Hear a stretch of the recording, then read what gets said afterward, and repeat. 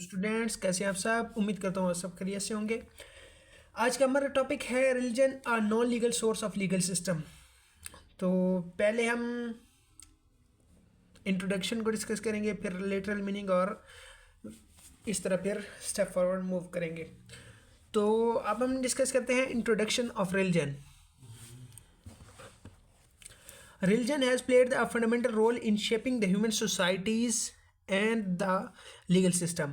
कि कोई भी मज़हब है ना, not just Islam primarily, but it may be also religion also comprise of Hinduism, Christianity and Jewish. These are the major religions. Other also there are too many religions. So we're going to study here about religion has played a fundamental role in shaping human society. के कोई भी मज़हब है उसने human society की उसके infrastructure को उसके शेप देने के लिए बुनियादी किरदार अदा किया है। और उनके लीगल सिस्टम में भी जो सबसे अहम किरदार है वो रिलीजन का है। Before the emergence of modern states and legislatures, religion served as a primary guide for regulating human conduct. के जब ये मॉडर्न स्टेट्स और लेजिस्लेचर नहीं था, उससे पहले जो है ना, रिलीजन ने as a primary guide for regulating human conduct वो सर्व किया है। Religious principles, moral values and divine commands influenced early laws continue to affect modern legal system indirectly.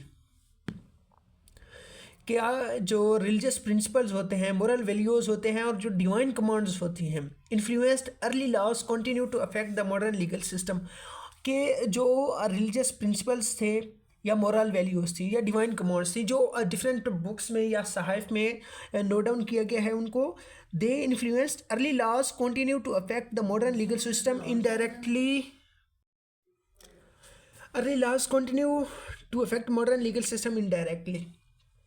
के जो रिलीजियस प्रिंसिपल्स थे या मोरल वैल्यूज़ थी या डिवाइन कमांड्स थी, उन्होंने अर्ली लॉज को बहुत ज़्यादा मुतासर किया है। और जो ना सिर्फ अर्ली लॉज को मुतासर किया है बल्कि जो मॉडर्न लीगल। तो let's move forward. Interpretation of the term literal meaning of the religion. के रिलीजन का लिटरल मीनिंग क्या है। तो इधर जो है ना, ये कैम्ब्रिज डिक्शनरी के मुताबिक, रिलीजन का जो लिटरल मीनिंग है वो है द बिलीफ इन गॉड और वर्शिप ऑफ गॉड और गॉड्स और any such system of belief और वर्शिप। कि ये बिलीफ यार। So according to Cambridge dictionary, religion mean the belief in और वर्शिप ऑफ गॉड्स और गॉड्स और ऑफ गॉड और गॉड्स। के एक खुदा या एक से ज़्यादा खुदाओं की इबादत करना या उन पे यकीन रखना, और any such system of belief और वर्शिप इज़ रिलीजन। और या फिर इस तरह का कोई भी यकीन या वर्शिप जो है ना, ये सारे को हम रिलीजन में कंसीडर करते हैं। अब हम डिस्कस करने जा रहे हैं historical role of religion in development of laws. सबसे पहले हम डिस्कस करेंगे एंशिएंट लीगल सिस्टम के। जो कदीम लीगल सिस्टम था उसमें रिलीजन ने क्या रोल प्ले किया है। इन एंशिएंट टाइम लॉ रिलीजन वर इनसेपरेबल। के जो कदीम वक्त था उसमें कानून और रिलीजन दोनों एक थे, उनको सेपरेट नहीं किया जा सकता। Hammurabi's code was believed to divinely inspired. के जो कोड ऑफ हम्मुराबी था उसको ये इंस्पायर किया, उसको ये माना जाता था कि वो इल्हामी तौर पर उस पर मुतासरा है। Kings ruled as representative of God. कि जो भी बादशाह होते थे वो खुदा के नुमाइंदे के तौर पर काम करते थे। Disobedience of law was considered as a sin. कि किसी भी कानून की मुखालफत करना या उसको हुक्म या उस कानून को ना मानना वो एक गुनाह समझा जाता था। अब हम डिस्कस करने जा रहे हैं religious as a first law. तो हमने पीछे डिस्कस किया कि एंशिएंट लीगल सिस्टम में रिलीजन का क्या रोल है। सबसे पहले तो जो है ना, जो कदीम एंशियंट टाइम था उसमें लॉ और रिलीजन दोनों एक ही समझे जाते थे, उनको इनसेपरेट नहीं किया जाता था। जैसा कि अजीम ईसाई जंगें, क्रिश्चियन वॉर्स हुई हैं, वो सारी किस बेस पे थी? All were the on the base of religion. लोग जो है ना रिलीजन के नाम पर एक दूसरे से लड़ते थे। तो इसके बाद जो हम्मुराबी कोड था वो भी जो है ना, उसको भी माना जाता था कि ये डिवाइनली इंस्पायर्ड है। King ruled as the representative of God and disobedience of law was considered as a sin. उसके बाद हम डिस्कस करने जा रहे हैं religious as a first law, के जो फर्स्ट लॉ था उसको वो रिलीजियस ही था। Religious text served as the earliest legal codes, कि जो रिलीजियस जो इल्हामी किताबें थी, जिस तरह के हज़रत आदम अलैहिस्सलाम सबसे पहले आए तो आप पे जो सहीफ़ा नाजिल हुआ या आप पे जो सहाइफ नाजिल हुए, तो वो एक लीगल कोड्स के तौर पे उन्होंने सर्व किया। कि religious text served as earliest legal codes, कि जो रिलीजियस टेक्स्ट था उसने अर्लीस्ट लीगल कोड के तौर पर सर्व किया। लॉज वर सेक्रेड, जो थे ना, punishments were religiously defined. Justice was considered as divine, कि जो लॉ थे वो वो मजहबी तौर पर बाउंडेड थे। उसके अलावा जो पनिशमेंट्स थी वो भी मज़हब से डिफाइंड थी। Justice was considered as divine, के जस्टिस को इल्हामी समझा जाता था, कि justice is done by the God. तो अब हम डिस्कस करने जा रहे हैं major religious system and their influence, के रिलीजियस सिस्टम मेजर कौन से हैं और उनका इन्फ्लुएंस क्या है। तो सबसे पहले जो हमारे पास आता है वो है क्रिश्चियन लॉ, जो सबसे बड़ा मज़हब है पूरी दुनिया में। The most accepted religion in the world is Christianity. तो क्रिश्चियनिटी जो है ना, ये बाइबल पे कंपोज करता है, या इसकी जो बेस है वो बाइबल है और कैनन लॉ है। और इसने concept of justice, equality before law, human dignity और मैरिज लॉज को बहुत ज़्यादा इन्फ्लुएंस किया है। उसके बाद है इस्लामिक लॉ। ये जो इसके मेन जो सोर्सेज हैं वो है कुरान, सुन्ना, इजमा और कयास। ये कवर करता है civil law, criminal law, family law and commercial law. Islam is a complete code of law. और इसने जो है ना मुस्लिम कंट्रीज़ का जो लीगल सिस्टम है उसको बहुत ज़्यादा इन्फ्लुएंस किया है। फैमिली और पर्सनल लॉज को भी इसने बेहद मुतासर किया है। उसके बाद है Hindu law based on Vedas, Smritis, Shrutis, Dharmashastras and concept of karma and dharma. इसने जो है ना इन्फ्लुएंस किया है family, marriage, inheritance and adoption, कि जो हिंदू लॉ है ये वेदास, समिरिटिस, श्रुतिस, धर्मशास्त्रस और कर्मा, कॉन्सेप्ट ऑफ कर्मा और धर्मा, इस पे बेस करता है। और इसने फैमिली, मैरिज, इनहेरिटेंस और अडॉप्टेशन को बहुत ज़्यादा इन्फ्लुएंस किया। उसके बाद है ज्यूइश लॉ, यहूदियों का लॉ बेस्ड ऑन तौरा एंड तलमूद।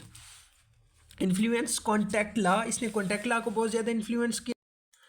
फैमिली लॉ, इसने फैमिली लॉ को भी मुतासर किया है। एंड एथिकल जस्टिस सिस्टम, और एथिकल जो इसका जस्टिस सिस्टम था उसको भी ज्यूडिश लॉ ने बहुत ज़्यादा इन्फ्लुएंस किया है। उसके बाद हम करते हैं religion a source of law in the view of scholars. Sir John Salmond, जिनको हम पहले भी पढ़ चुके हैं, वो कहते हैं in primitive societies law, religion and morality were inseparable.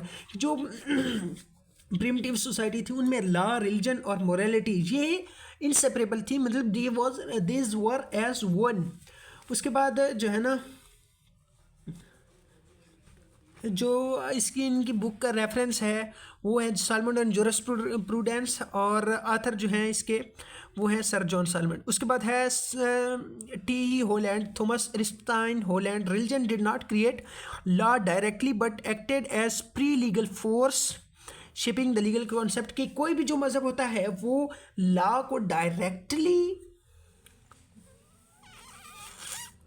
Act नहीं करता, बल्कि एक प्री लीगल फोर्स के तौर पर एक्ट करता है, जो लीगल कॉन्सेप्ट्स को शेप करती है। उसके बाद हमारे पास जो नाम आता है वो है sir Henry Maine. In ancient societies law was clothed with religion and and enforced as divine command. कि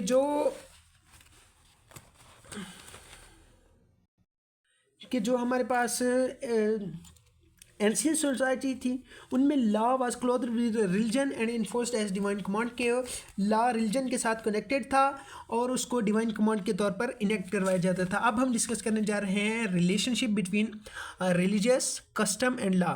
जो रिलीजियस प्रैक्टिस होती हैं वो कस्टम बन जाती हैं, जो एक्सेप्टेड कस्टम होता है वो रिकोगनाइज, उसको कोर्ट्स ऑफ लॉ रिकोगनाइज करती हैं और रिकोगनाइज कस्टम बिकेम लॉ। ये मतलब it is a journey from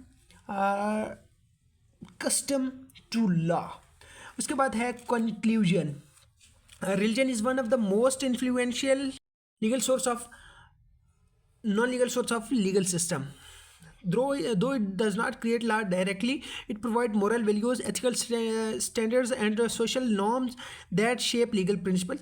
कि वो ये रिलीजन जो है ना ये लॉ को डायरेक्टली क्रिएट नहीं करता, बल्कि ये moral values, ethical standards and social norms को जो है ना वो प्रोवाइड करता है सोसाइटी को, जो लीगल सिस्टम को शेप करते हैं बाद में। Many modern laws are rooted in religious teaching, specially in matters of family and public relations.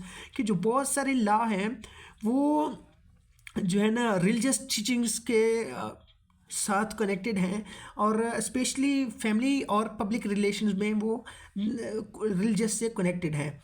तो इधर जो है ना हमने पढ़ा कि रिलीजियस जो है ना most influential non legal source है लीगल सिस्टम का।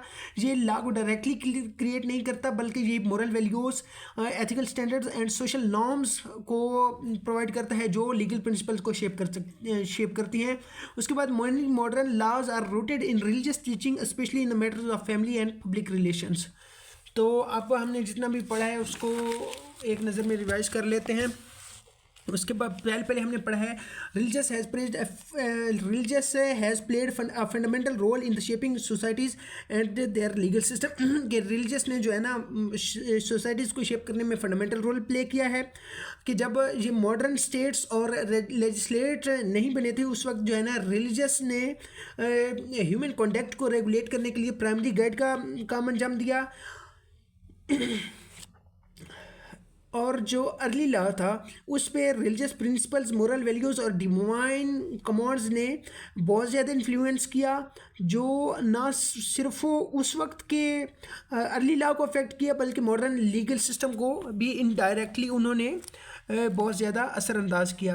उसके बाद इंटरप्रिटेशन ऑफ द टर्म है, literal meaning of the religion है वो according to Cambridge dictionary the belief in और वर्शिप ऑफ गॉड और गॉड्स और any such system of belief और वर्शिप इज़ रिलीजन। उसके बाद जो हमारे पास है historical role of religion in development of laws. जो एंशिएंट लीगल सिस्टम था उनमें जो है ना लॉ और रिलीजन ये इंसेपरेबल समझे जाते थे। हम्मुराबी का कोड जो था वो डिवाइनली इंस्पायर्ड उसको माना जाता था। जो किंग्स जो होते थे वो एज अ गॉड, खुदा के रिप्रेजेंटेटिव के तौर पे काम करते थे। जो लॉ को डिसोबे करता था उसको एक सिन माना जाता था, लॉ को डिसोबीडेंस। उसके बाद जो है ना religious law as a first law जो है ना हमने स्टडी किया। Religious text served as earliest legal codes, law were sacred, punishments were religiously defined और जस्टिस वाज कंसिडर्ड डिवाइन। के जो है ना लॉ वो महदूद थे, पनिशमेंट जो थी वो रिलीजियसली डिफाइंड थी और जस्टिस को डिवाइन कंसीडर किया जाता था। उसके बाद हमने मेजर रिलीजियस सिस्टम पढ़े और उनका इन्फ्लुएंस पढ़ा।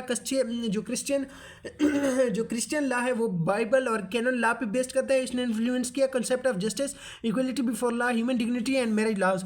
उसके बाद जो है ना इस्लामिक लॉ है वो कुरान, सुन्ना, इजमा और कयास से डिफाइन उस पर जो है ना ड्राइव किया गया है।